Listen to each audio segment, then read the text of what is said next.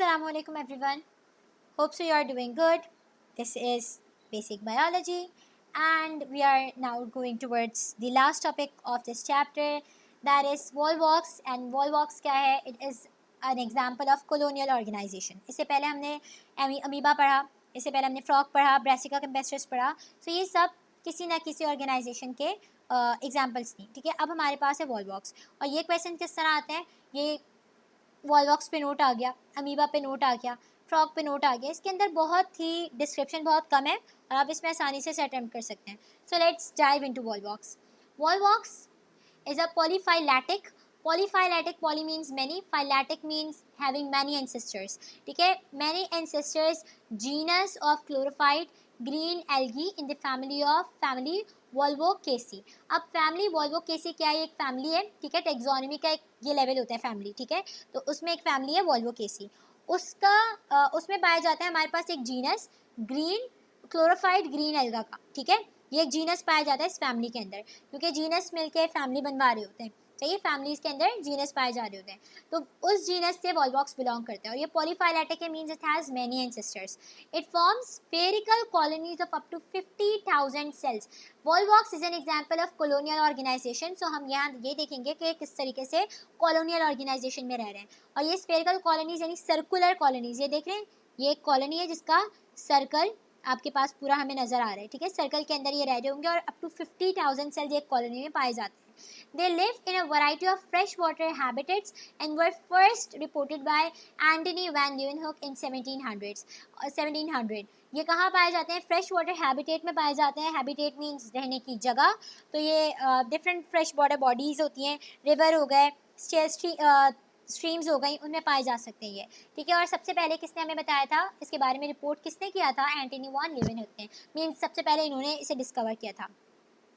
Volvox once was called algae that lived together in a colony. Volvox को हम पहले algae कहते थे जो के कॉलोनी में रहते हैं, लेकिन अब हमने इसका नाम चेंज हो गया. Each Volvox has 2 flagella. ठीक है, ये जो डायग्राम है हमारे पास, दिस वन. ठीक है, ये जो इसके नज़र आ रहे हैं ये एंटीना टाइप हमें लग रहा है एंटीना है, लेकिन ये एंटीना नहीं, दीज आर फ्लैजेला. ये एक फ्लैजेला है. ठीक है, और ये क्या है हमारे पास? ये this hole, sorry,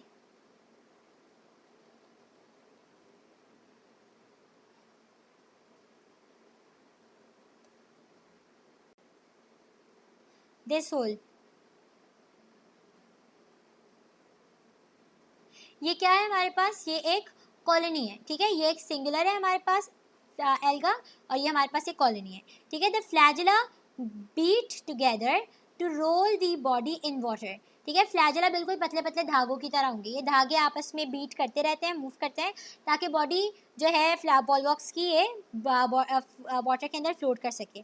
Volvox have chlorophyll. Chlorophyll क्या है? This is a green pigment, और ये फोटोसिंथेसिस में हेल्प करवाते हैं. फोटोसिंथेसिस के जरिए एक ऑर्गेनिज्म अपना खाना खुद से बना सकते हैं. And make their own food by photosynthesis. ठीक, the photosynthesis organisms are an important part of many aquatic ecosystem. तो ये वाले organisms, aquatic means water ecosystems का एक बहुत इंपॉर्टेंट पार्ट है. और ये क्या करते हैं? फोटोसिंथेसिस के जरिए ऑक्सीजन प्रोवाइड करते हैं, जो वाटर में डिजोल्व हो जाती है, और उसके बाद फिर फिशेस और डिफरेंट ऑर्गेनिजम्स उसे यूटिलाइज कर लेते हैं. Volvox are not harmful to humans. ये वॉलवॉक्स जो है वो हार्मफुल नहीं है ह्यूमंस के लिए, but they do not because they do not produce any toxic substances. ये कोई भी जहरीली चीज़ें नहीं बनाते, तो इसलिए हम कहते हैं कि ये कोई भी हम नहीं कह सकते, हम ये नहीं कहते कि ह्यूमंस के लिए हार्मफुल है. ठीक है, so this summarizes the whole series of chapter 1, introduction to biology. And if there are any questions from the topics, or if you want to add something like एक टॉपिक मैंने इसमें skip किया है, careers in biology. If you want me to add that, so you can comment और you can email me. And thank you so much for watching. Allah हाफिज़.